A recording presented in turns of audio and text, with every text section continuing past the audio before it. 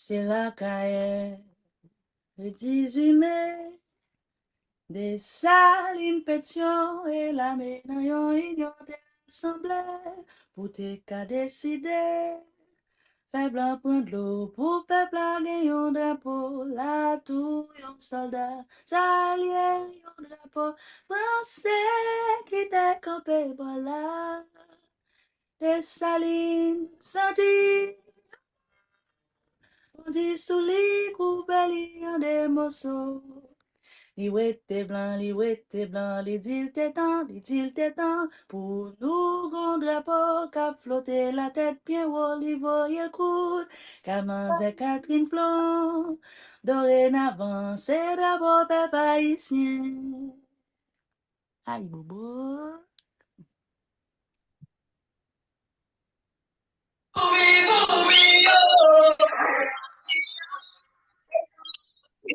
La libertad es la constante lucha contra el imperialismo. El imperialismo caerá.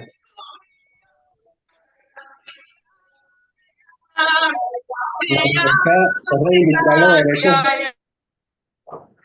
de todas las sociedades. Erradiquemos el racismo, porque todos merecemos respeto.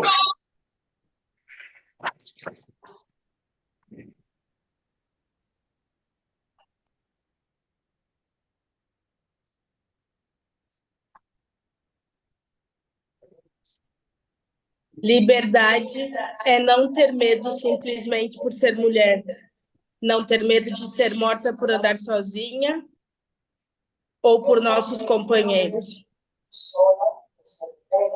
É sermos respeitadas e reconhecidas em nosso trabalho e em nossas vontades. Liberdade é o fim do patriarcado.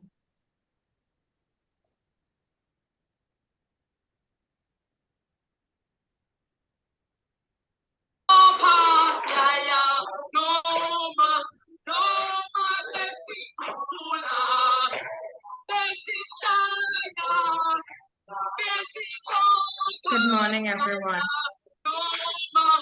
On May 25th, the day of African liberation, we must remember that the total liberation and unification of Africa under an all-African socialist government must be the primary objective of all Black revolutionaries throughout the world. It is an objective which, when achieved, will bring about the fulfillment of the aspirations of Africans and people of African descent everywhere. It will at the same time advance the triumph of the international socialist revolution. Kwame Nkrumah.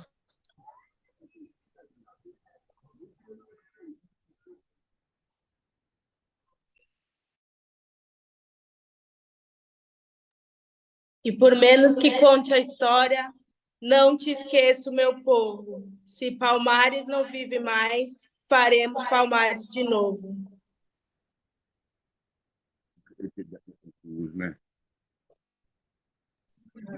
So,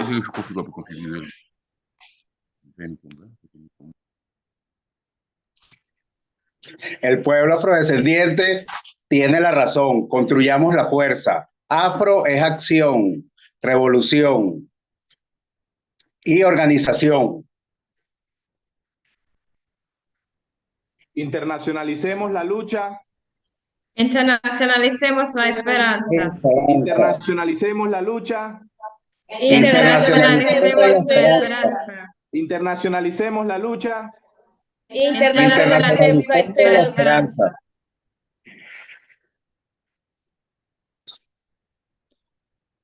Good morning, everyone, and thank you for being here with us. So this is a multilingual space. There is interpretation available. Please click on the little world below, the little globe, select interpretation, and choose the language of your preference. Buenos días a todo el mundo. eso es un espacio multilingüe, entonces hay interpretación abajo con el globo. Puedes elegir interpretación y elegir el idioma que prefieres. Bonjour tout le monde, c'est un espace multilingue. Donc, si vous regardez en bas, vous pouvez choisir le petit globe en bas et choisir la langue que vous préférez. Bom dia, gente. Aqui é um espaço multilingüe. Você pode escolher abaixo a interpretação e escolher o idioma que você quiser. So now I will speak in English. Good morning, everyone, and welcome to our very first iteration of our seminar on Pan-Africanism and Liberation. It is a very important day. Today is the day of African liberation, and we have to recognize the importance of Pan-Africanism, the role it has played throughout the years, and the role that it continues to play today. Especially as we begin, we think on Haiti and the reality that they are undergoing at this moment. And that is why we began with something so important as the Haitian flag, as a symbol of liberation for all Black people all across the globe in as early as the 1800s. So without further ado, I'd like to thank everyone who's here with us. And I would like to introduce our very first speaker here this morning, who's going to speak to us precisely about Haiti. His name is Derings Petitjean, and he's a Haitian historian who's going to highlight for us the importance of African liberation and the values that the Haitian Revolution would have brought for us throughout these years. So I now invite you, Derings Petitjean, please, you have the floor.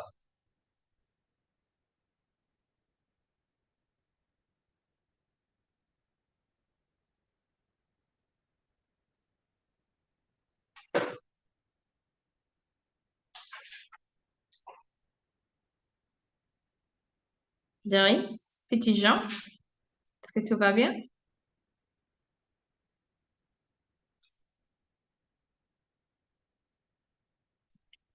Okay.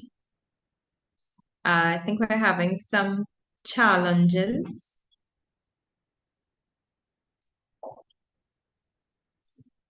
So I will invite our speaker.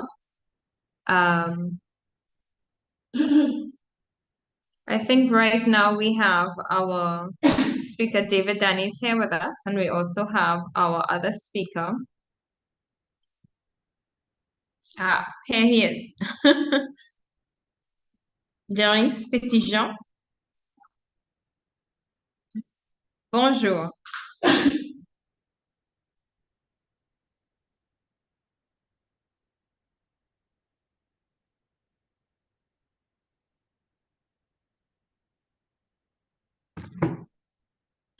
I understand he's in the room.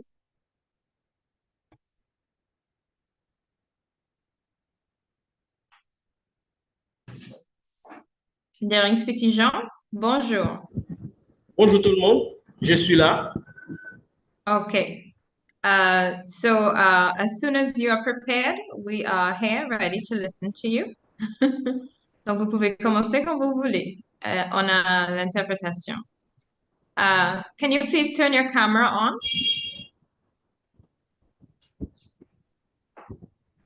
There we go. Thank you so very much. Derings, c'est à vous. Merci.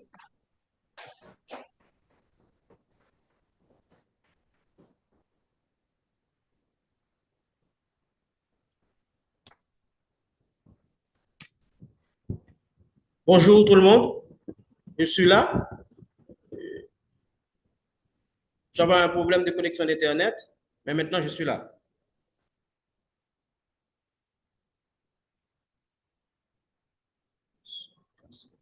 Merci beaucoup d'être là. Donc, en fait, on commence avec vous. Donc, désolé pour le petit malentendu, mais on va commencer directement, si ça va bien. Est-ce que ça va aller? Ah bon, tout équipé. Ça va, on peut commencer?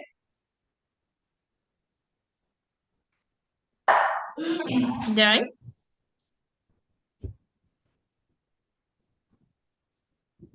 Hello, Derek?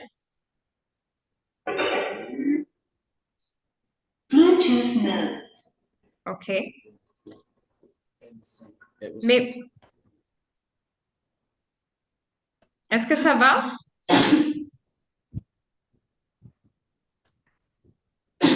Hello.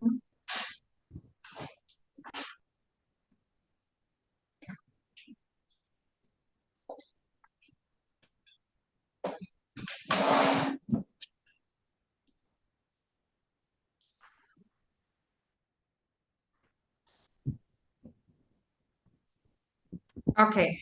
I think we're having some challenges with Daring's beginning. So I think we should pass to, is Argenis Delgado here? Is Argenis Delgado here?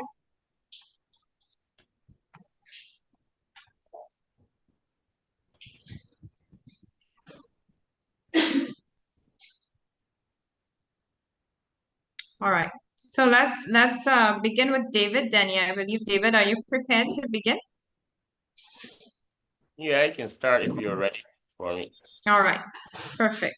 So David, can you please begin with your first presentation, which will be treating with the importance of Haiti and the effect of CARICOM and the relationship they would have had over the years. Thank you, David. Okay, good morning to all of you. And I want to wish you all a happy African Liberation Day. African Liberation Day is a very important day for African people all over the world. Before I look at the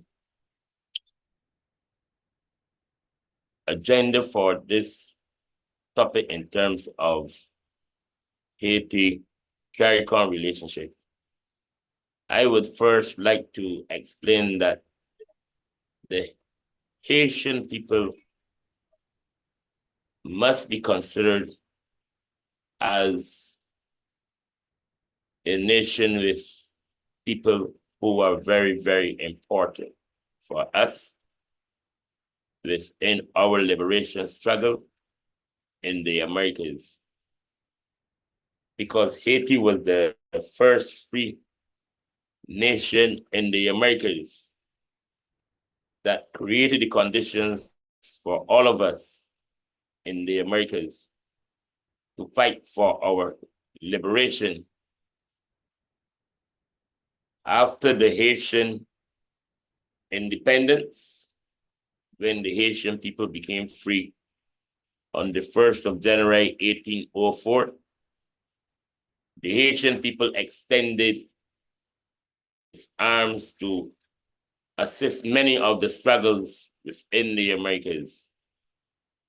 The Haitian people assisted Simon Bolivar, the liberator in Latin America.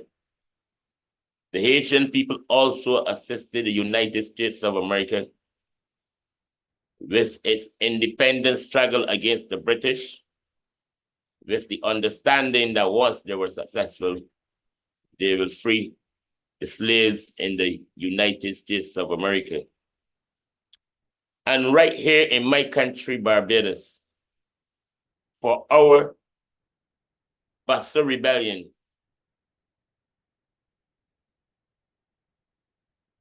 the Haitian people struggle assisted our struggle, because we had people like Nanny Gregg, who was part of the Bassa Rebellion in Barbados, who taught the slaves about what was happening in Haiti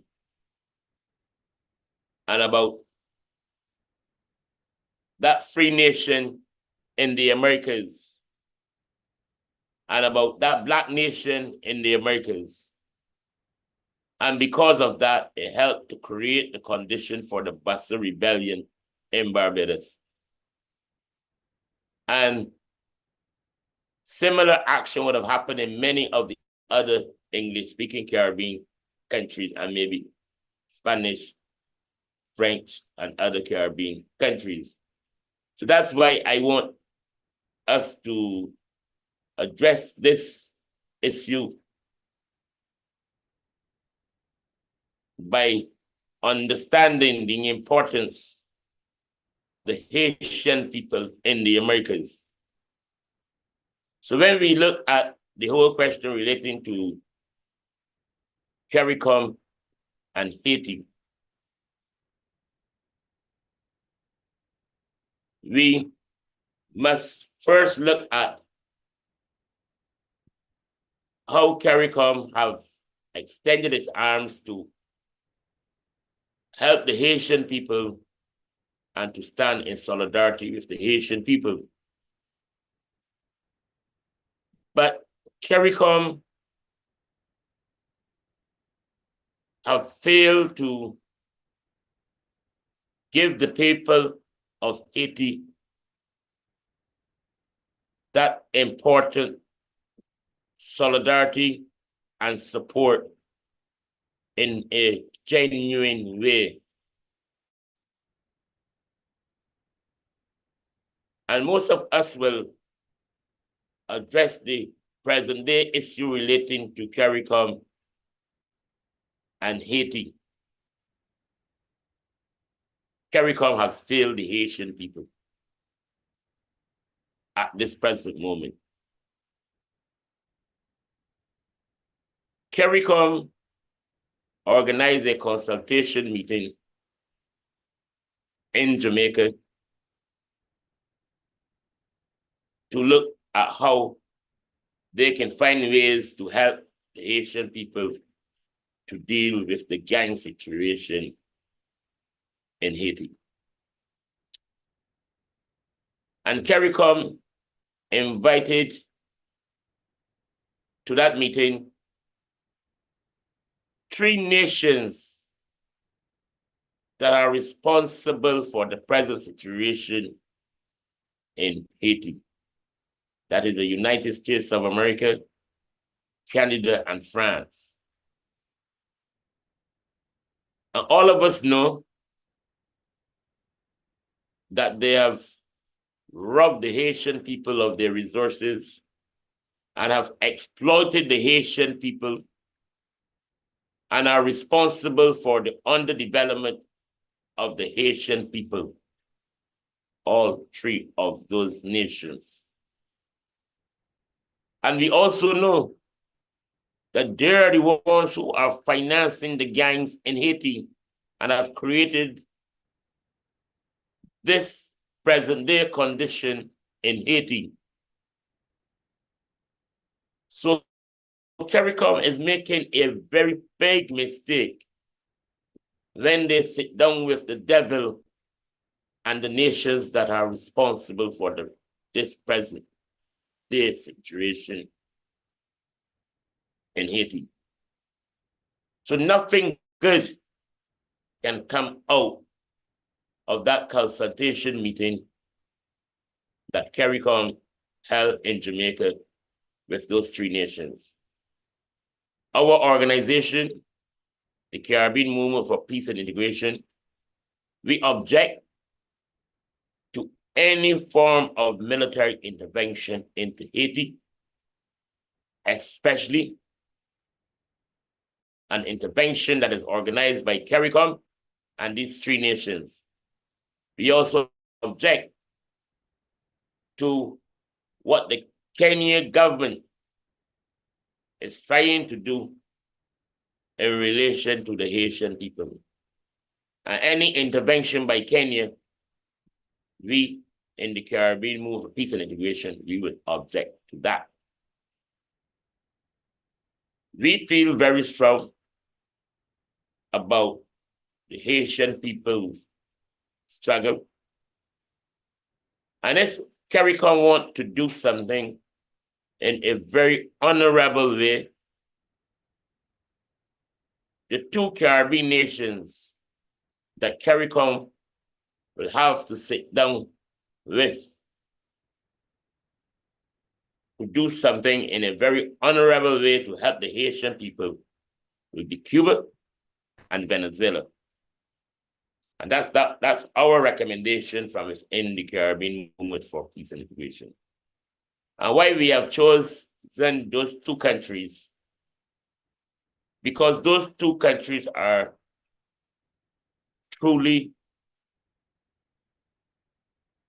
and very good friends of the Haitian people. Cuba have assisted Haiti in many ways in terms of helping them by sending over 400 medical workers to Haiti.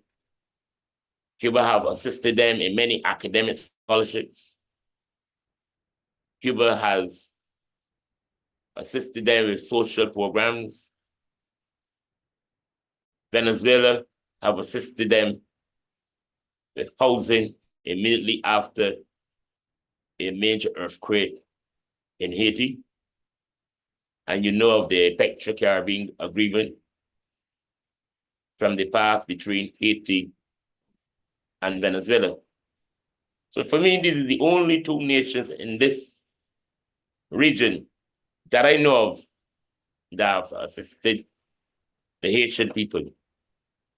And therefore, our recommendation is that CARICOM should sit down with these two nations, these two friendly nations, and develop a social development program for the Haitian people. A program that can help to deal with the economic situation, cultural situation, and social problems that the Haitian people have today. And give the Haitian people the support so that they can create the conditions for their own policing system in Haiti against the gangs, and demand that the United States, Canada, and France stop supporting those gangs in Haiti. So that's the role that I think that CARICOM can play. And if CARICOM refuses to take that progressive position, then our recommendation is for ALBA to step in and for the ALBA group of countries to develop a program for the Haitian people based on helping them economically, socially, and culturally. So my brothers and sisters, friends, and comrades, this is our position on the Haitian CARICOM relationship, on the present day struggle for the Haitian people. And we hope that on this African Liberation Day, we can extend our full support to the Haitian people, and that we are ready and that we are willing to object to any military intervention, because there are many threats by Kenya and some Caribbean nations who are preparing and planning to invade the Haitian people. And I think we should object to that and stand in solidarity with the Haitian people. I would also like to end by saying that all over the world, the Haitian people are organizing and mobilizing and objecting to this intervention. And we saw it on the Haitian Flag Day last Saturday. We saw people, Haitian students in Russia, extending their solidarity in Cuba, in Venezuela, in the United States of America, in the Caribbean, in Barbados. We had our session also. So all over the world, the people are extending their solidarity with the people of Haiti. So I want to end by saying, long live the Haitian Revolution, long live the African Revolution. Thank you for giving me this opportunity. Thank you. Hi, Bobo.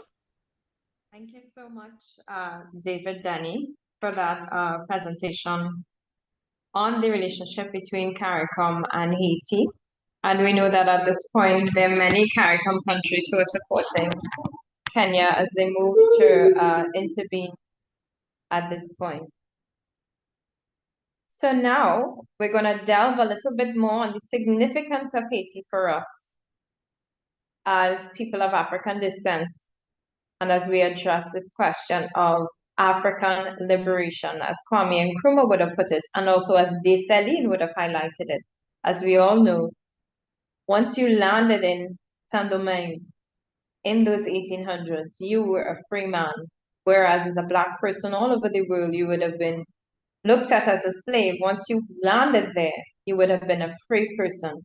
So when we talk about liberation, when we talk about freedom, it is for everyone, for all, everybody, all of the masses. And so now I understand we have some interesting challenges this morning. And so I invite everyone who is following on YouTube to join us in the Zoom room, especially those who need interpretation in Spanish, in English, in Portuguese, or in French. I invite you to join us in the Zoom room. All right. So now, I think at this point we have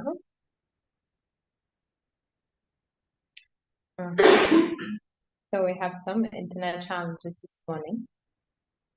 And I just want to remind everyone that today is African Liberation Day, and to think on all of the realities that we would have seen happening, not only in Haiti, but what's been happening across the world. And in the following sessions, we will be addressing anti-imperialism. Anti-imperialism as a confrontation of the African people, especially those of West Africa. I'm sure many of you are following what is happening in the countries of the Sahel at this moment. And it is very important that we understand why these people must be free to express themselves and to work in the best interest of all peoples, of the ordinary Black man throughout the world. So we will be addressing that in our next sessions, and I invite all of you to join us again as we continue. So our next presenter, we will be addressing Haiti. And so I invite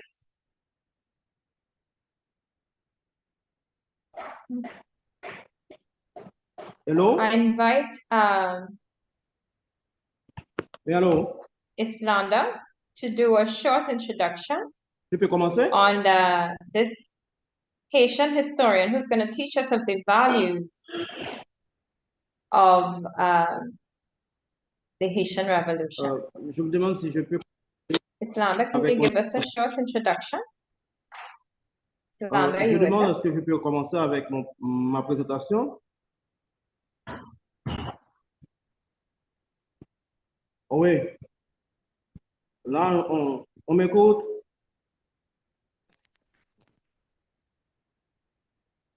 Hello. Okay, yes, we have Petit Jean with us. Thank you. Okay, very good. Je peux commencer? Yes, thank you very much. Okay. Sorry about that. D'accord. Juste une minute.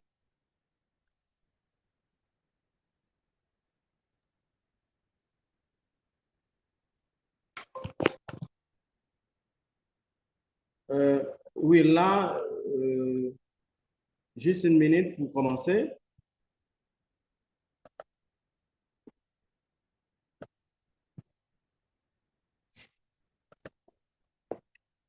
Je salue tous les membres de cette assemblée, les organisateurs principalement du mouvement ALBA Movimientos et aux différents membres de l'Assemblée des peuples de la Caraïbe, APC, et les régions de l'Afrique, de l'Amérique du Nord, de l'International des peuples. C'est un honneur pour moi d'être avec vous ce matin pour faire cette présentation concernant ce grand séminaire sur le panafricanisme et la libération. Et on est en train de faire cette conférence ou cette intervention à un moment où la situation des peuples du monde entier qui subit les assauts du capitalisme mondialisé, la guerre, la faim, les pandémies, le réchauffement climatique, la pauvreté et le déplacement massif de population, l'affrontement des différents pôles du capitalisme actuel, l'Union européenne, G7, le BRICS et d'autres pôles capitalistes qui sont en train de se construire. Et c'est dans ce contexte qu'on est en train d'intervenir aujourd'hui, de voir le rôle du panafricanisme et la libération des peuples. On confronte aujourd'hui à une économie de guerre partout. On instaure la violence et la montée grandissante de l'armement d'un ensemble de pays, des guerres intestines qui sévissent dans ces pays, dont Haïti. La situation des classes laborieuses aujourd'hui est une chose assez importante à souligner. La classe populaire croupisse dans la misère partout. Les paysans et ouvriers sont en proie à un ensemble de difficultés liées à la nouvelle logique du travail aujourd'hui. La situation de l'Afrique est un cas important. On vient de souligner tout à l'heure. Il y a trois visages de la situation de l'Afrique. Il y a une Afrique qui se réveille avec la situation dans le Sahel et une Afrique qui collabore avec l'offensive impérialiste capitaliste mondiale. Et en ce moment, qu'on est en train d'intervenir sur le panafricanisme, Haïti traverse une situation de chaos qui s'installe dans le pays depuis tantôt plusieurs années, ce qui débouche sur une situation de misère abjecte, de violence, de l'insécurité, d'instabilité politique, de l'effondrement de l'économie nationale, et départ massif de la population haïtienne vers d'autres régions de l'Amérique en quête d'emploi ou bien de mieux-être par rapport au déploiement du capitalisme multinational dans ces régions. L'arrivée imminente des troupes internationales qui sont en train de se préparer à arriver en Haïti d'ici la fin de ces mois ou bien le début du mois de juin, et dirigé par le Kenya. Mais cette Haïti qu'on est en train de décrire de manière très difficile aujourd'hui, c'est un pays de la Caraïbe, fait partie des grandes îles. Le nom Haïti même, d'ailleurs, certains intellectuels appellent Hispaniola, Saint-Domingue, mais c'est faux. C'est Haïti. Haïti, c'est son nom d'origine. Puis après l'indépendance, les ancêtres ont renoué avec ce nom, le nom Haïti, Haïti Kiskeya, qui un pays de 27 500 km², qui occupe le tiers de l'île d'Haïti avec la République dominicaine. Cette Haïti a une population aujourd'hui voisine entre 14 à 13 millions d'habitants. Et c'est une Haïti qui a une population assez dense, si on comprend selon les statistiques, mais en même temps qui subit une situation de misère atroce par rapport aux différents problèmes que confronte le pays. Haïti, c'est aussi un pays dont sa culture rappelle de son attachement avec l'Afrique. C'est un pays qui s'est construit comme étant un pays qui adopte le créole comme langue de tout le monde. C'est un pays aussi où il y a un système de gouvernement calqué sur le modèle occidental centralisé. C'est ça, cet Haïti, le visage actuel. Maintenant, parlons du sujet très probablement par rapport à la contribution. Le sujet, c'est la place d'Haïti dans l'histoire de l'humanité ou bien la contribution d'Haïti dans l'histoire de l'humanité. Il faut dire que la terre d'Haïti, c'est une terre d'accueil dans un premier moment à partir de 1492, mais on ne peut pas commencer de parler d'Haïti comme territoire ou bien comme pays à partir de 1492. C'est un pays qui habitait un peuple autochtone, connu sous le nom arabe, Tibonite, Caraïbes, où il s'installait un système d'organisation sociale s'assoit sur la solidarité, sur une économie d'entraide, sur la propriété collective des moyens de production, où la force de travail d'une personne n'était pas ni la propriété d'une autre personne, ni une marchandise. Les travailleurs possédaient pleinement sa force de travail, il travaille pour lui et sa communauté. C'était le visage d'antan avant 1991 d'Haïti. Mais cet Haïti, à partir de 1992, va confronter avec un événement majeur qui est le débarquement des premières troupes européennes, des groupes européens, les Espagnols, au moment où l'Europe était en train de se construire, de construire un capitalisme, un modèle économique capitalisme, correspond à l'âge de l'expansion de l'Europe, au moment où l'Europe construit la modernité occidentale chrétienne. À partir de la fin du 16e, début du 16e, la fin du 15e siècle et début du 16e siècle, au moment où le capitalisme naissant fraye le chemin d'accumulation primitive non loin de l'Europe, c'est à ce moment-là qu'Haïti va considérer comme la porte d'entrée de l'Occident dans le Nouveau Monde ou bien dans l'Amérique et à partir de 1492. Haïti est constitué à l'époque, comme je viens de dire tantôt, la porte d'entrée des premiers envahisseurs. Les premiers envahisseurs assoiffés des métaux précieux, des épices, d'autres matières premières destinées à juguler l'économie européenne dans sa phase de transition. Cette phase de transition, c'est une transition féodalo-capitalisme.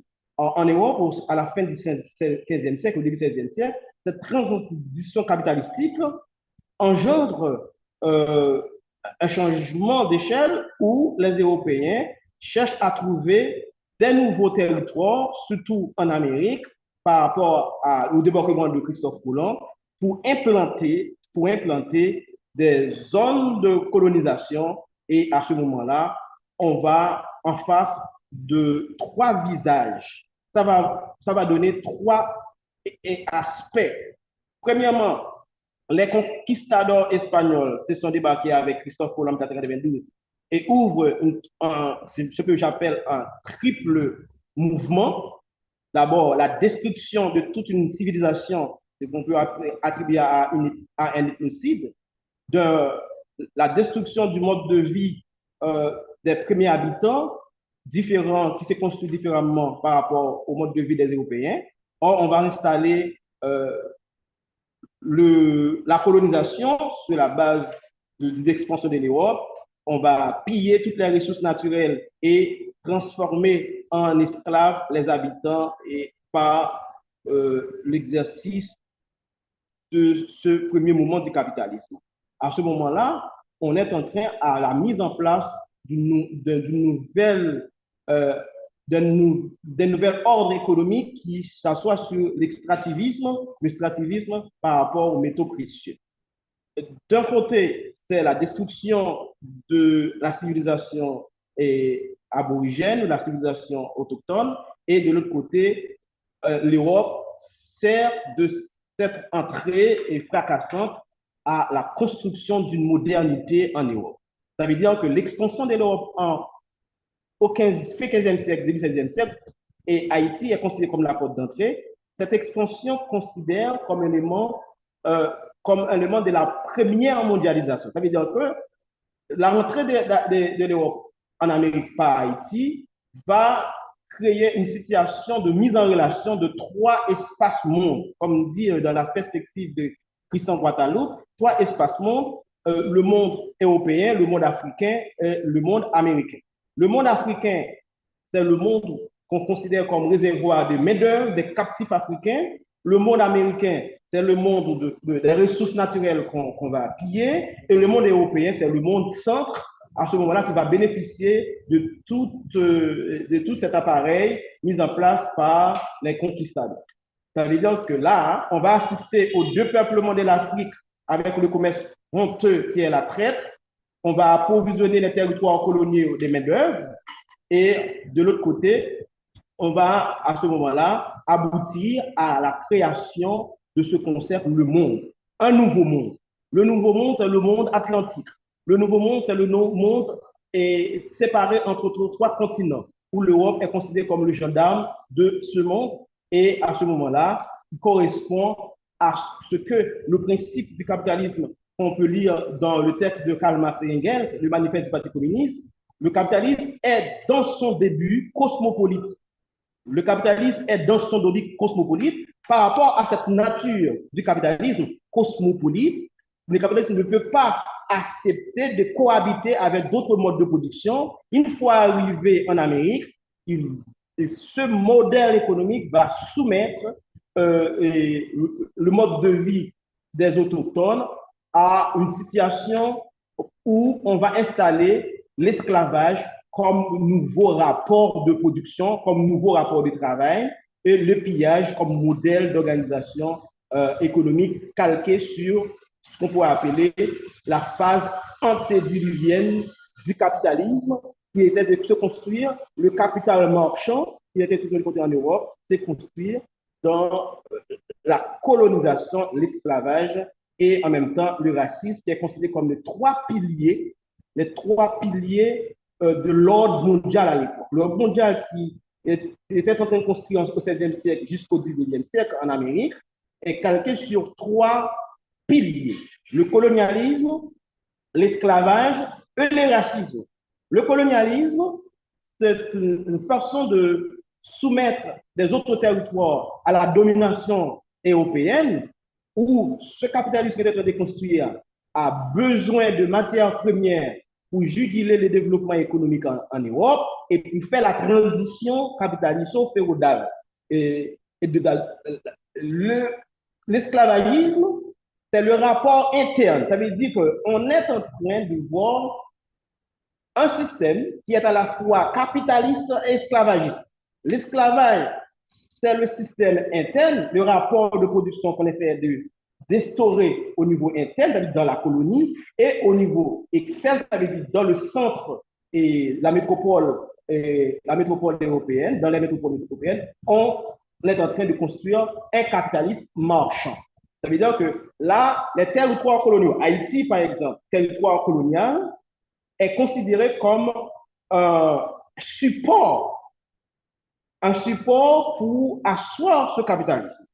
Ce support, à l'intérieur de ce support, on instaure un modèle économique qui s'assoit sur un ancien mode de production vêtu, un ancien mode de production en désuétude au XVIe siècle, parce que là, depuis l'Antiquité, l'esclavage a fait son temps.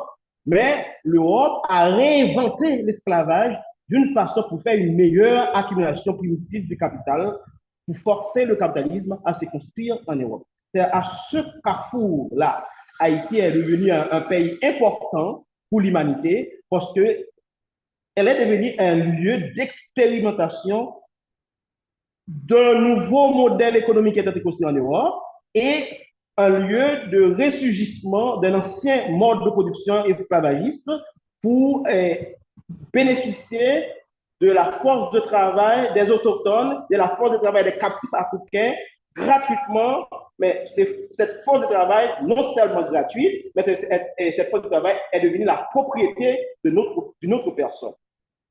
À ce moment-là, pendant tout le 15e, 16e jusqu'au 18e siècle, Haïti est dans une situation de colonisation espagnole dans un premier moment, française dans un deuxième moment, et Haïti a contribué à la richesse de ses premiers, de ses puissances coloniales.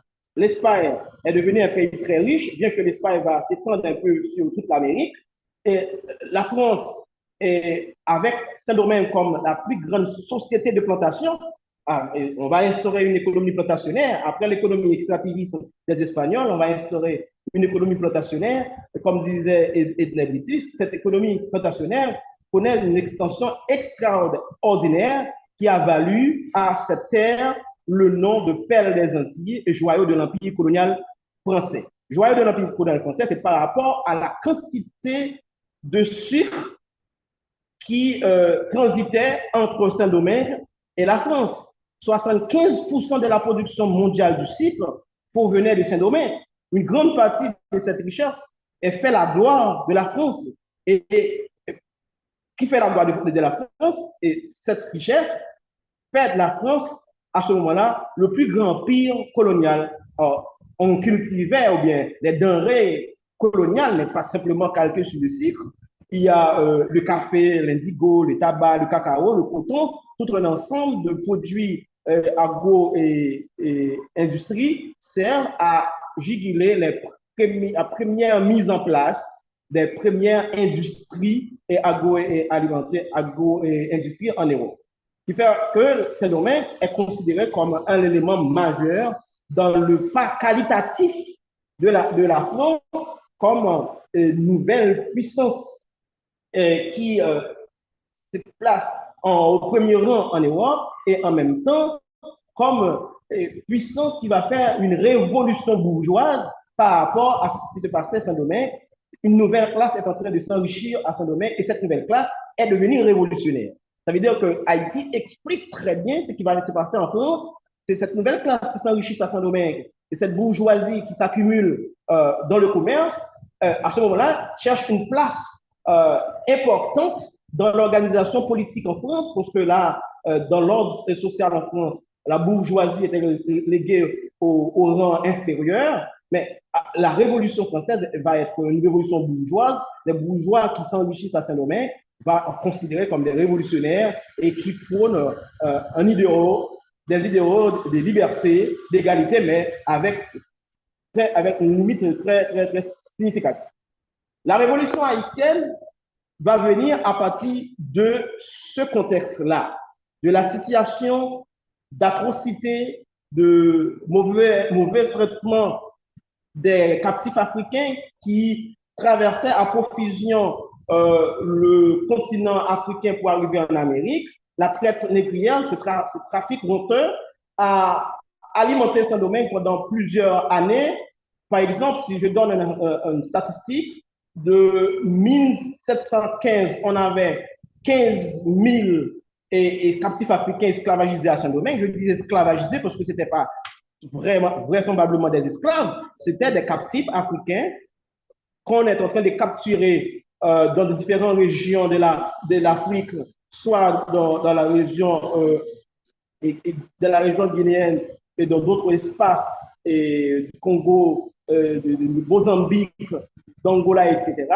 Et à partir de 1789, il y a une augmentation rapide, exponentielle, du nombre de captifs africains qui sont acclimatés à Saint-Domingue, soit 500 000 captifs esclavagisés.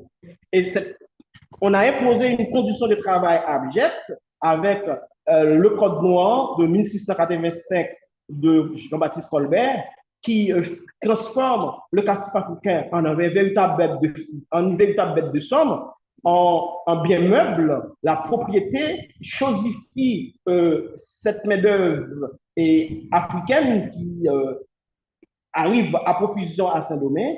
Et c'est en vertu de ce contexte-là que les Africains vont commencer à se rebeller et construire toute une nouvelle société à l'intérieur de la société coloniale. Bien qu'il faut rappeler que Haïti est une terre de résistance depuis 1492.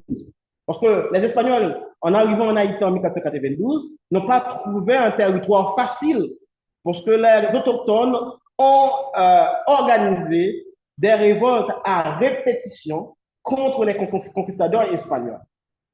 Bien que la disproportion de force occasionne l'extermination massive des autochtones, ça veut dire que les captifs africains, une fois arrivés sur le sol, leur rencontre avec les marrons de l'ancienne société coloniale espagnole va tisser des liens, et ces liens vont apporter un élément important dans la construction de cette nouvelle société. Une société confrontationnaire contre le régime colonial esclavagiste, contre les racistes. Ça va être ce qui va faire à partir de 1789-1791, Haïti est devenue une terre de révolte, une terre de résistance contre le colonialisme, contre l'esclavage, contre les racismes. Maintenant, la révolution haïtienne va construire toute un nouveau rapport au monde, une nouvelle société sur des nouvelles bases.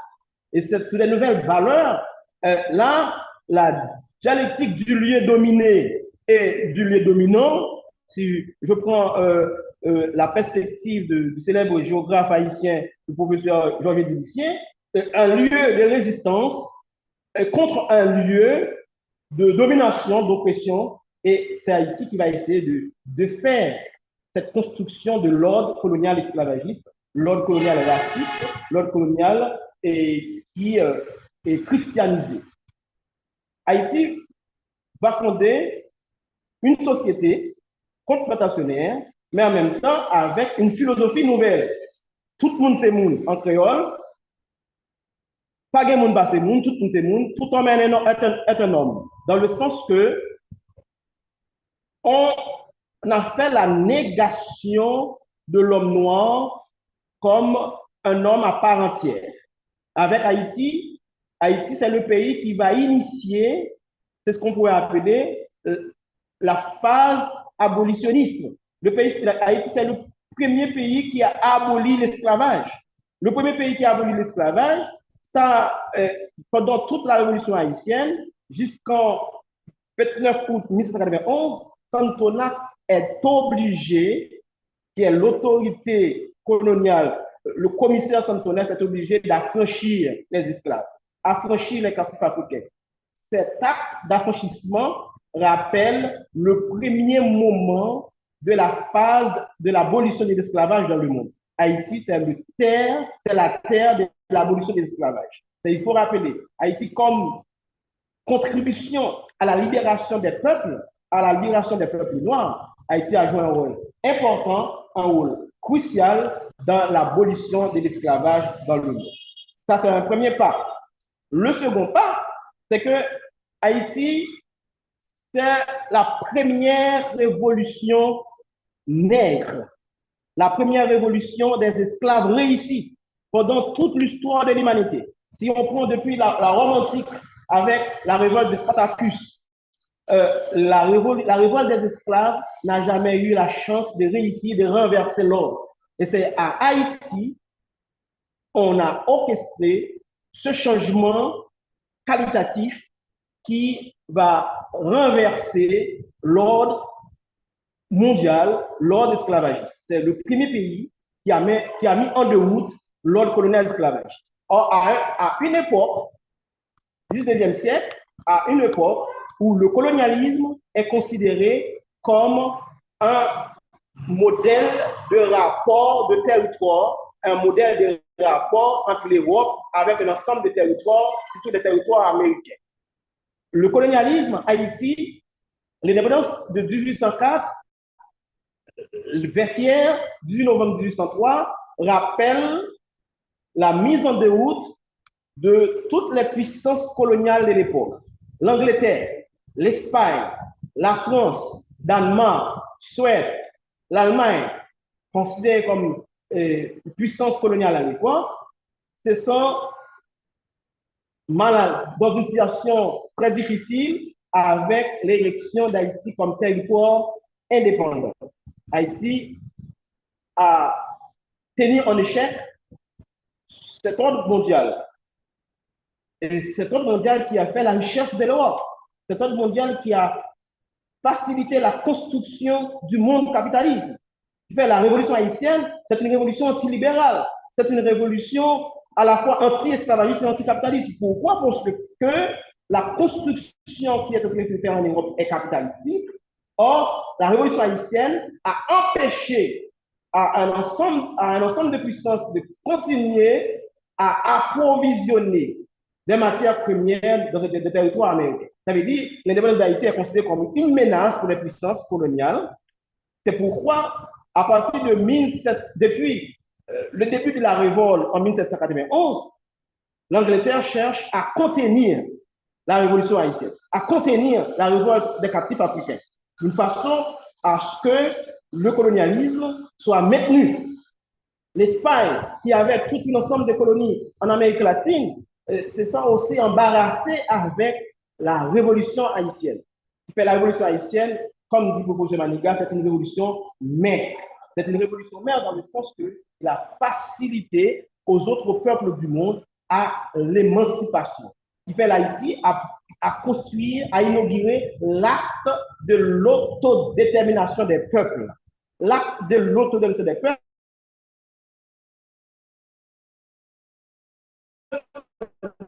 Quoi? Le peuple autochtone, les peuples noirs sont considérés avec l'idéologie raciste constituée au XVIe siècle qui impose l'infériorité des peuples noirs. Alors Haïti a battu en brèche cette idéologie de racisme, cette idéologie raciste qui fait de l'homme noir un être inférieur, un être à part, un être à dominer. Ça veut dire que Haïti, la révolution haïtienne a une signification très importante. La révolution haïtienne, comme dit Aimé Césaire, a mis debout la négritude. Parce que là, la valorisation de l'homme noir à partir de la révolution haïtienne, c'est une chose importante parce qu'on considère l'homme noir comme le fils du diable à la fin, au début du XVIe siècle jusqu'au XIXe siècle. Mais à partir de la révolution haïtienne,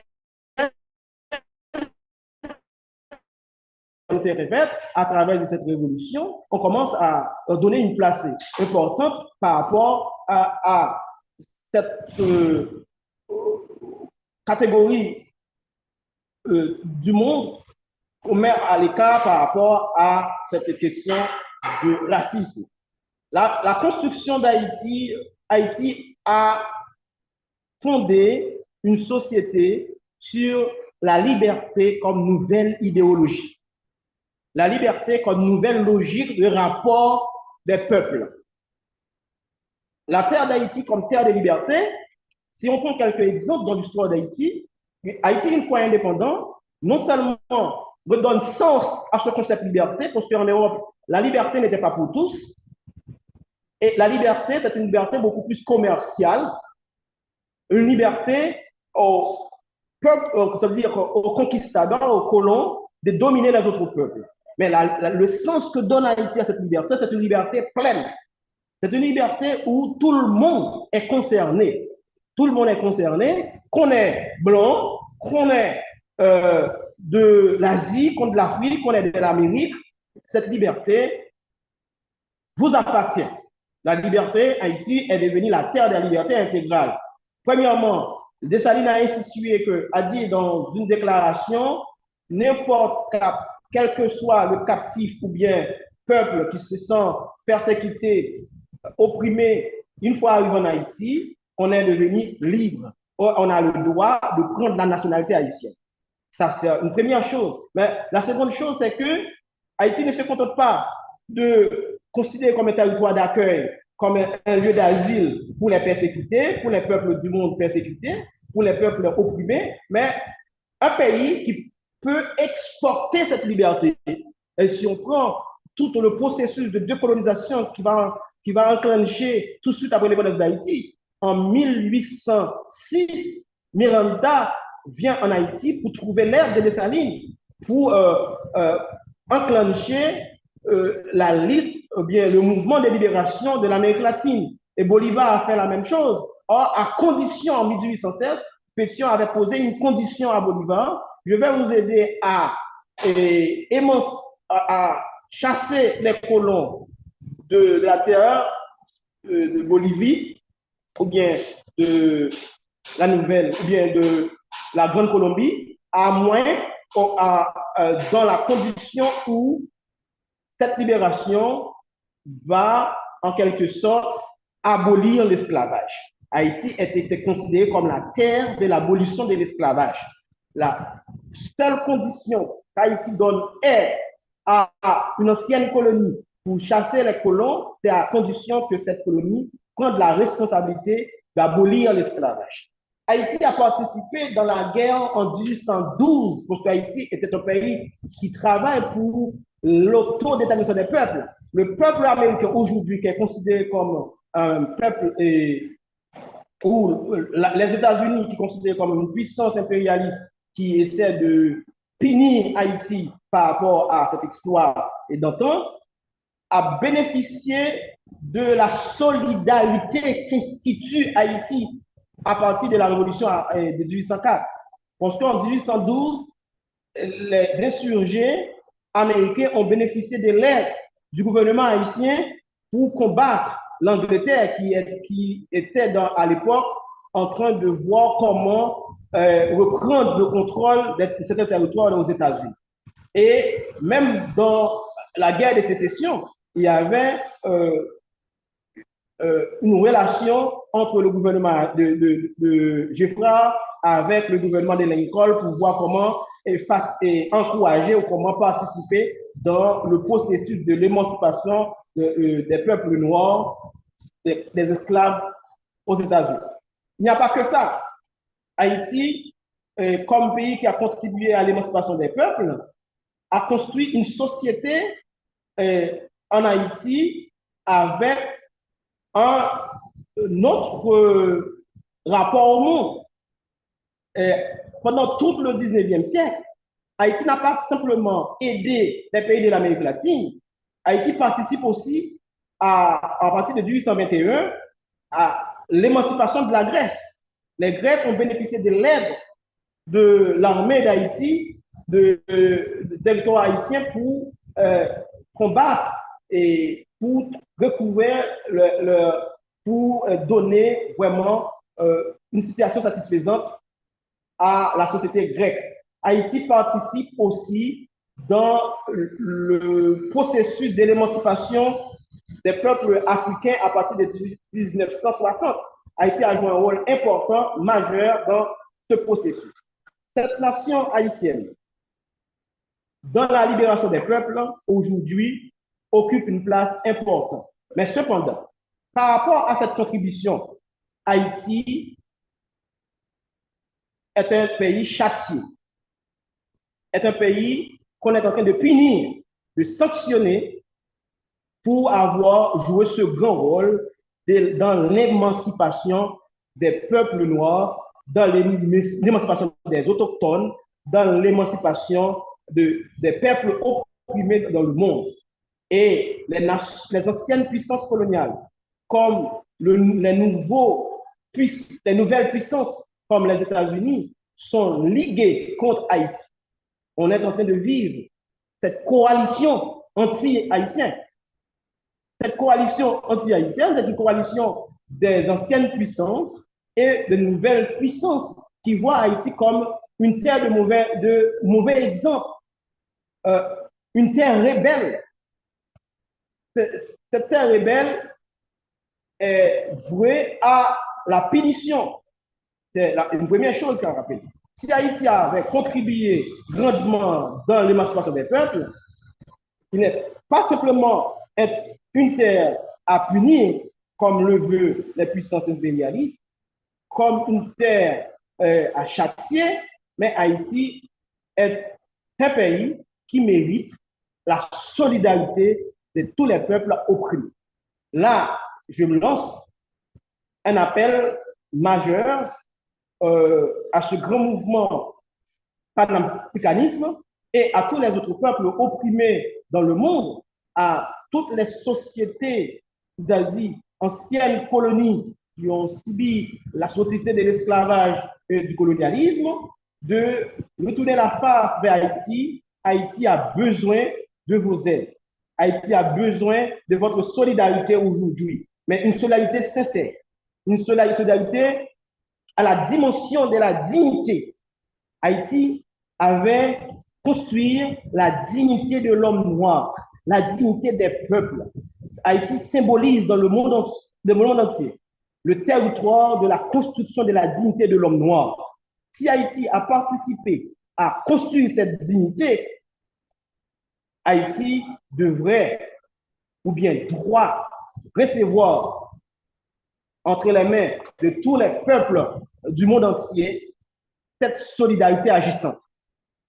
Cette solidarité agissante parce qu'on fabrique Haïti comme un territoire failli. On fabrique Haïti comme l'exemple de la misère, de la pauvreté. Aujourd'hui, on est en train de vivre un chaos sans mesure. Sans mesure, la division internationale du marché qui fait Haïti devenir une réservoir de main-d'œuvre, une réservoir pour trouver de main-d'œuvre et pas pour éparpiller dans différents espaces où on est en train d'étendre le capital multinational. Cette Haïti a besoin de vous, Africains, Asiatiques, Américains. Quand je dis Américains, je ne parle pas du peuple états-unien, je parle de tous les peuples du continent américain. J'ai une autre façon d'appeler le peuple des États-Unis, c'est les États-Uniens. Ça veut dire que là, je parle du peuple américain qui se trouve dans le continent américain. Et le peuple états-unien, parce que le peuple états-unien devrait avoir une redevance par rapport à Haïti, parce que Haïti a contribué à l'émancipation des peuples américains, des peuples qui se trouvent aux États-Unis. De ce fait, une solidarité agissante dans le sens de faire écho avec la situation qu'on est en train de vivre. On prétend qu'on va aider Haïti à sortir de cette situation avec une force étrangère. On sait bien, depuis 1492, Haïti avait passé par là. OK? Et en 1915, il y avait un débarquement fracassant des forces américaines. En 1494, excusez, en 1994, il y avait aussi le débarquement des troupes, soit plus de 20 000 soldats ont débarqué en Haïti. Ça n'a pas donné grand-chose. En 2004, on a fait la même chose. Ça n'a pas donné de grand-chose. Parce que c'est jusqu'en 2017 que les troupes de la MINUSTA ont laissé le sol haïtien. Moins de 10 ans après, on fait appel à une nouvelle force pour résoudre, pour pallier à la situation de sécurité en Haïti. Je pense qu'on peut trouver d'autres modèles, d'autres formules pour s'en sortir. Mais on a plutôt fait le choix de l'option de l'intervention des troupes étrangères.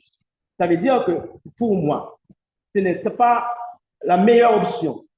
Mais cependant, vous, peuple du monde entier, il est important de voir comment contribuer à la renaissance d'Haïti. L'Haïti ne doit pas disparaître. La révolution haïtienne n'est pas pour les Haïtiens tout simplement. La révolution haïtienne, c'est un acquis pour tous les peuples opprimés, pour tous les peuples qui ont été colonisés, pour tous les peuples qui se trouvent dans un rapport de production, d'exploitation. La révolution haïtienne, quand on regarde Haïti, on voit la résistance. On voit un peuple qui a fait 1804, un peuple vaillant, un peuple brave.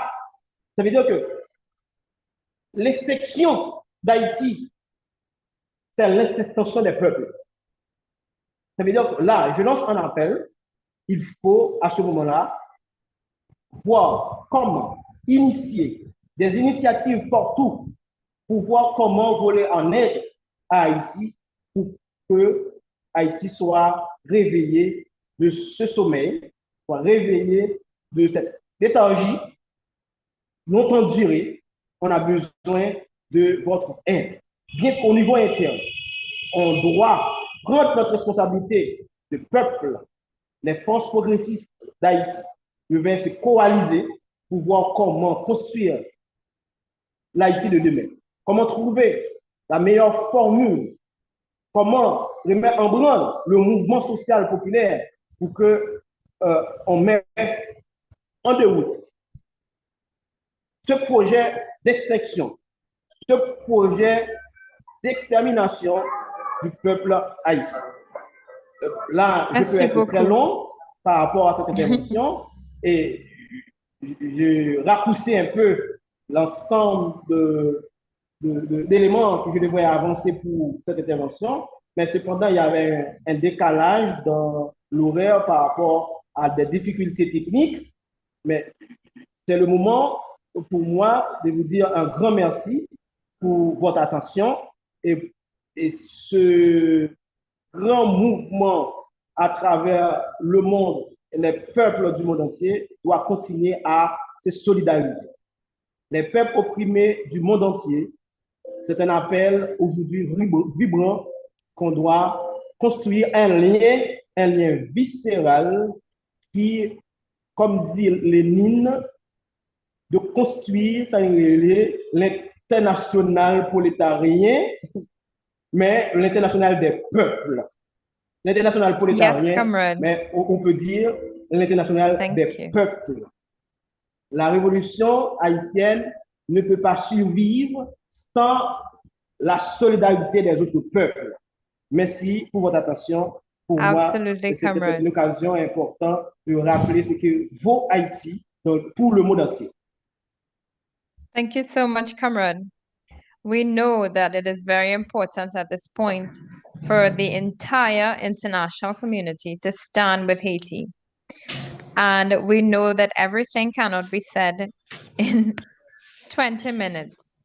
So we share with you a book that was written by the Haitian chapter, which is called Haiti, an immediate, international, and proactive solidarity. It's available in all languages, and you can contact the ALBA Secretariat for a copy. It is a very important book to understand the current reality of Haiti, and it was written by Camille Chalmers and Josué Merilien of the ALBA Movement's Haitian chapter. So I just wanted to reiterate that beautiful Creole phrase, tout moun se moun, and the importance of the dignity in the liberation of the African people that would have happened when Dessalines would have taken this stance that any oppressed man who landed in Saint-Domingue was a free man. And not only was that person a free man or woman, that person also was able to get Haitian nationality. And so this importance of internationalizing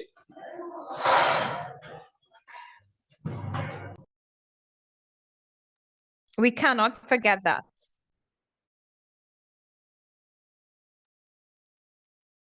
We cannot forget that. We know that Kwame Nkrumah said, it is clear. I'm sorry, I think we have a challenge with interpretation.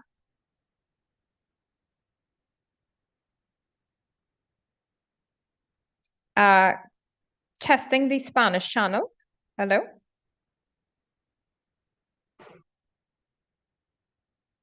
Okay, very good. All right, perfect. So we know that Kwame Nkrumah said that a very important phrase.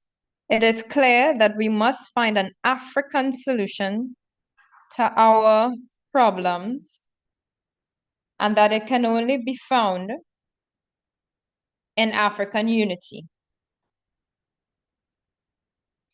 And so that important phrase by Kwame Nkrumah was important then, as it is now. And we saw with Dessalines the value of internationalism when he said that he will work with Bolivar to remove all of the colonists from the Bolivarian land. And so we also see that value of anti-colonialism and the need to liberate the oppressed man. So we just want to share some key books with you all that we think are very important to today's session and for this seminar as we continue. Of course, further information on the Haitian reality today, we have the book done by Camille and Josué, Haiti, an urgent solidarity call. We also have the Black Jacobins by C.L.R. James, and in understanding the Black reality and how it would have developed, we have Frantz Fanon, The Wretched of the Earth, Frantz Fanon, Black Skin, White Mask, and of course, Kwame Nkrumah, Neocolonialism, The Last Stage of Imperialism. So these are some books we wanted to share with you all. And now we would like to delve a little bit more into our interaction with our speakers here today. I saw that we already have 2 comments in the chat, and I invite everyone to put your questions or your comments in the chat. So the first comment comes from Pablo of Ecuador.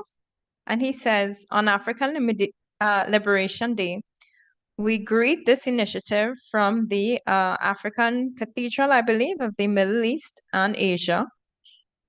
So thank you very much there, Pablo. We also have a very important comment here coming from Cesar Benedetti of Barbados. It is very important also to consider the impact and the weight of the first Haitian Constitution of 1805, which was a pioneer and it was very radical in its context, especially when it comes to racial equality, the abolition of slavery, and the establishment of a laic state. So some very important questions there. So now I invite everyone to put their questions forward in the chat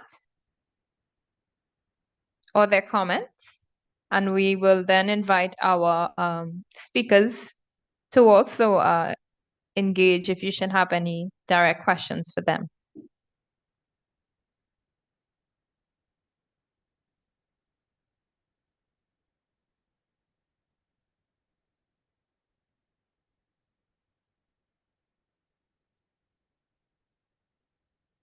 For those of you who are interested in the books or the reference books that were highlighted, you can also contact the ALBA Secretariat and we can direct you as to where you can find these texts.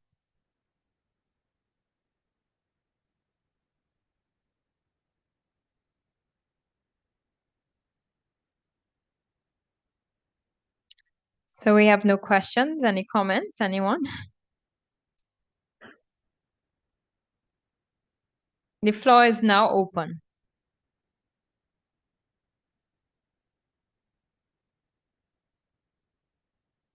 And I just want to remind you all the importance of coming together and why Black people across the globe, all of the African descendants had to come together to work and to build the solidarity in order to have full and complete liberation.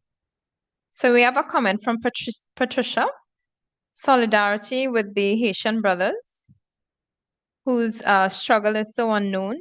And now I understand the whole trap that is placed against the people is a bad example for the rest. A big hug from Mendoza in Argentina. And of course, Alba has shared the link to the text that we have. Please feel free. We have the text in various languages as well for those who are interested. So we have a question from Alex Scott of Jamaica. What role can CARICOM countries play to block the intervention in Haiti in a similar way that it has been done blocked by Kenyan comrades? So I suppose that question would go towards David Denny. What role can CARICOM countries play to block the intervention in Haiti in a similar way it has been blocked by Kenyan comrades? And of course, we have the comment that CARICOM is in support of the intervention as well. Is there any comment on that?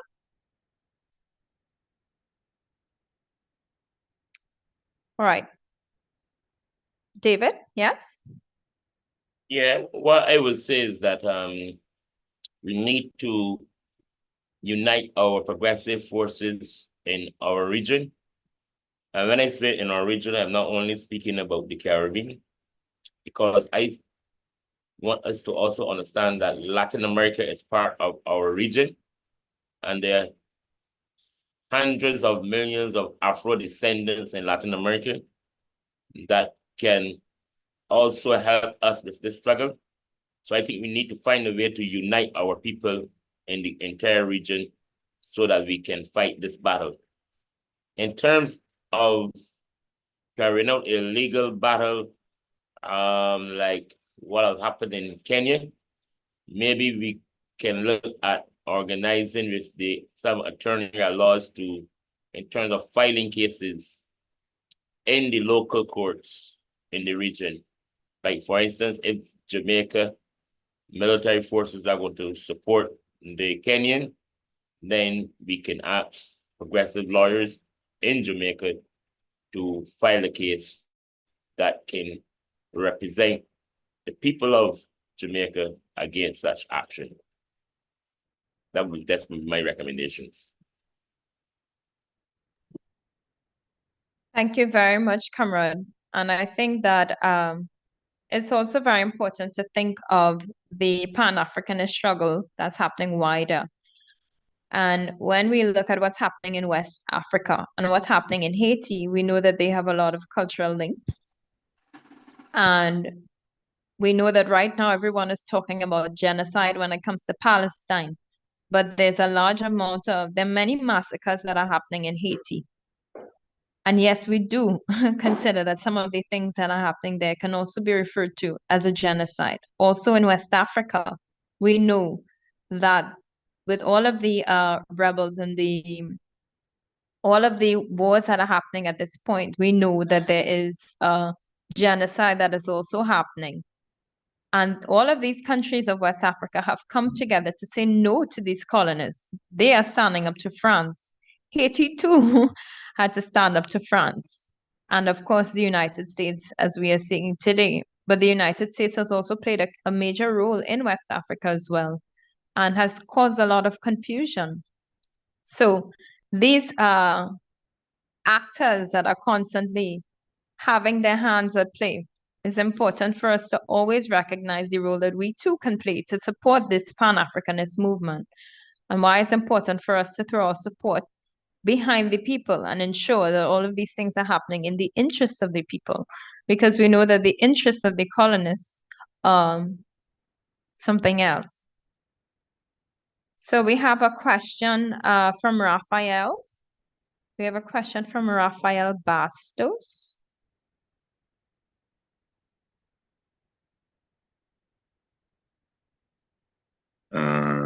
Buenos días, voy a hablar español.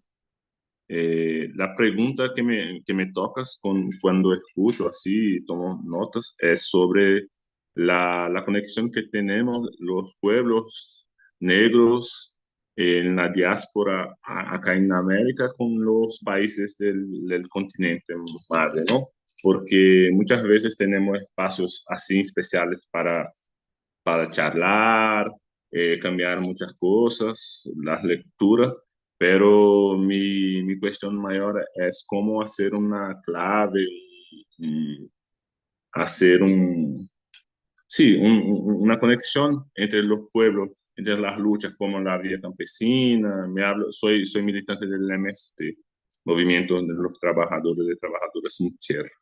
Más me toca mucho eso, porque no tenemos mucho contacto en intercambio de militantes que van al continente madre, a los países, que van a Brasil, a los países de la América Latina, del Caribe, porque así se vamos haciendo cambios muy importantes, así, escuelas. Me recuerdo que teníamos un proyecto de hacer escuelas de agroecología en el cinturón anti-desertificación, el norte del continente. No sé cómo se está eso, pero reafirmo mi pregunta, que es cómo podemos fortalecer las conexiones e intercambios de militantes, de profesoras, de profesores, así para seguimos cambiando las informaciones y fortaleciendo nuestros lazos como personas negras del continente madre y de la diáspora en la lucha. Es eso. Muchas gracias. Thank you so much, Raphael. A very, very important question. And that's one of the reasons why we are here today. It is important that we strengthen our links, that we delve together and we bring solidarity, we internationalize all of our struggles. We have common enemies. We talk about anti-imperialism and anti-colonialism here today, right? And of course, it's very important, that concept of anti-racism. We have the same enemies and we are fighting the same struggle. And of course, historically, there would be the Garifunas and all of the Maroons who would have also been on the Latin American continent, for want of a better word.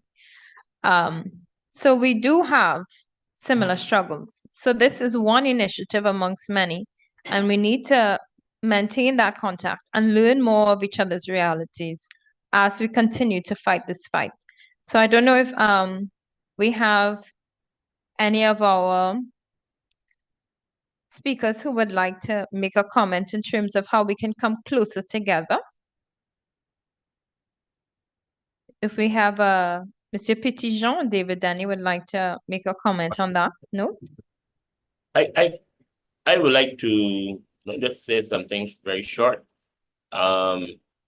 Venezuela have done a lot of work in terms of bringing us together, because coming out of a series of meetings in Venezuela and also the seminar that I went to in Brazil and the meeting I went to in Colombia, I mean, I was able to reach a lot of Afro descendants in Latin America, and they're ready and willing to work with us in the Caribbean. And I think that we need to spend a lot more time building that relationship between the Caribbean, Africa, and Latin America, because as you mentioned— Sorry, David, 1 second.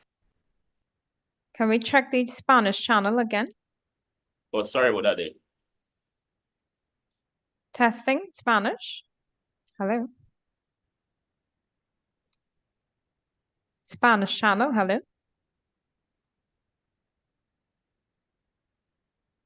Okay, good. Oh, yes.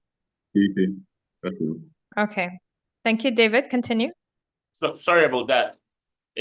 Just in one final sentence, what I was actually trying to say is that Venezuela have done a lot of work in terms of bringing us together, and I have benefited in terms of my experience in terms of being able to come in contact with Afro descendants in Latin America, in Colombia, and in Brazil, as well as in Venezuela. I think we are all ready to work together, and I think we could create, a movement that embraces Afro descendants and revolutionaries in Latin America, in the Caribbean, and in Africa. And I think that we can also work with the Haitian community, because coming out of this struggle, I've learned a lot from the Haitian community, because they have a very, very, very, very good relationship with many of the West African nations. And there are chat groups that they have invited me to that link us together. I mean, there's a language problem, but we will get over that. So something positive is happening among our Afro descendants in the Americas and with our brothers and sisters in Africa. So something positive is happening. And I think that we should we should recognize the work that Venezuela is doing in terms of, and ALBA is doing in terms of bringing our people together.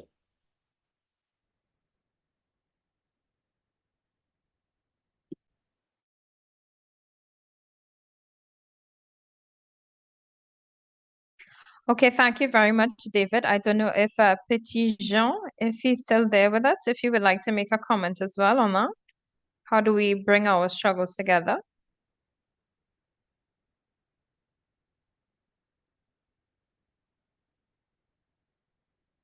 All right.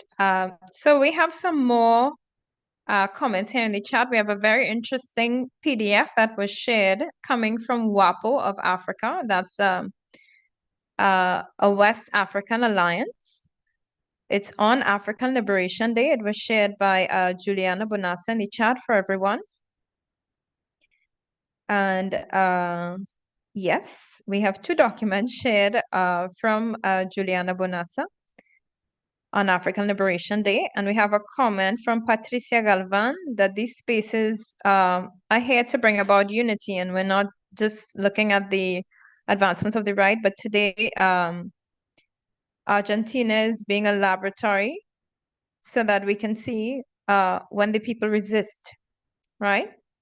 It's very important for us to understand the full geopolitical landscape and how things are happening now. And we also have, in addition to the WAPO organization, also bringing elements with regards to African liberation and the processes of the popular rebels of the African region. That's coming from Juliana Bonassa as well.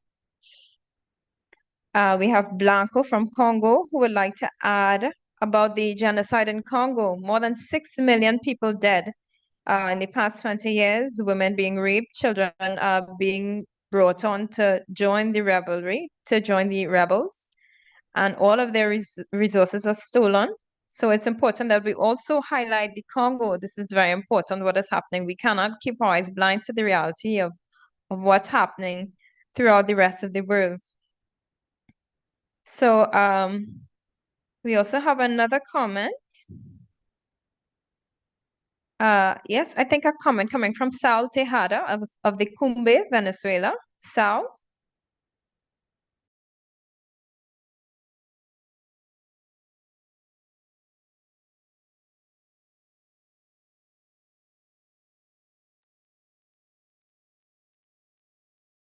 Hola, buen día. ¿Se escucha bien?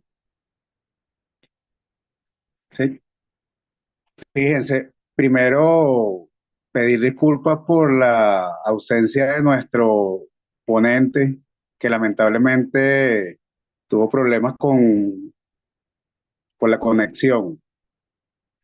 Pero básicamente nosotros estamos rodilla en tierra desde siempre con Haití, en el entendido que le debemos muchísimo al pueblo haitiano desde todo lo que fue su gesta independentista, que favoreció la independencia de Venezuela, y eso lo tenemos grabado en el corazón, y por eso siempre establecemos esos lazos de solidaridad y de medidas que puedan favorecer el restablecimiento de la paz en el pueblo haitiano.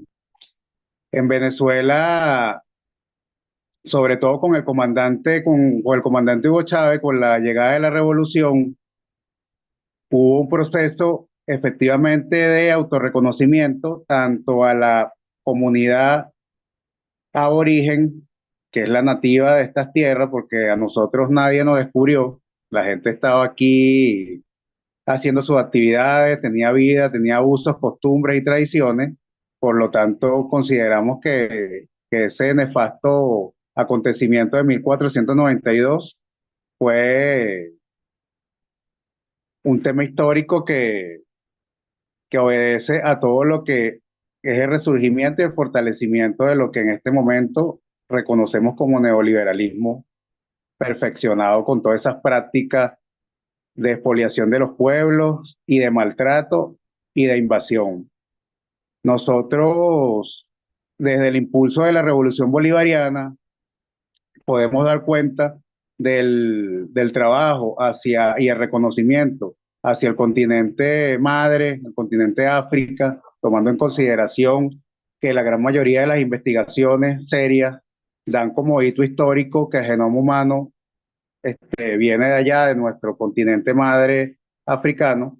En ese sentido, siempre se ha favorecido la posibilidad de establecer las conexiones que lamentablemente Venezuela no tuvo hasta la llegada del comandante Chávez.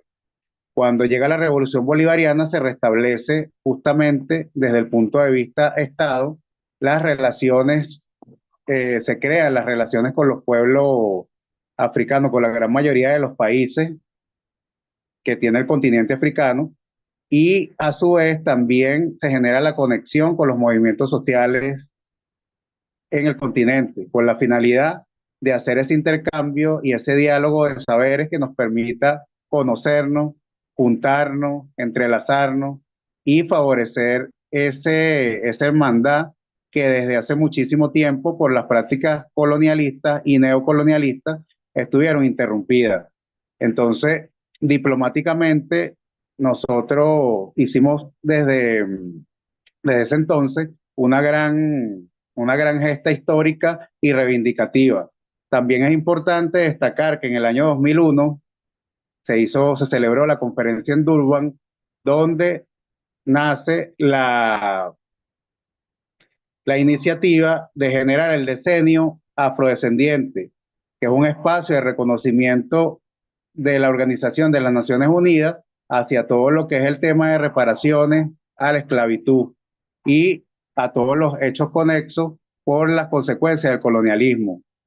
En ese sentido, nosotros también hemos elaborado diferentes espacios de diálogo y de lucha enmarcados en todo lo que es ese proceso del decenio afrodescendiente, con la finalidad de establecer esos canales y esos puentes comunicativos. De hecho, aquí en Venezuela se está establecido un seminario permanente de reparaciones a la esclavitud que está dirigido por el Instituto Simón Bolívar de la Cancillería y ha permitido que efectivamente haya la comunicación, es un vaso comunicante entre los intelectuales del mundo con respecto a todo lo que fue y ha sido las consecuencias del colonialismo. En ese sentido, para más o menos abordar la etapa contemporánea, efectivamente nosotros desde todo lo que ha sido la participación protagónica, hemos favorecido la organización afrodescendiente. En la actualidad tenemos fortalecido el CUMBE Nacional Afrovenezolano con la finalidad de avanzar en todo lo referente a la construcción ideológica de todo lo que significa la historia insurgente, porque parte del daño que nos ha hecho el capitalismo salvaje desde la depredación ha sido la depredación de nuestro uso, de nuestras costumbres, de las tradiciones ancestrales que efectivamente generan un repudio hacia ser negro.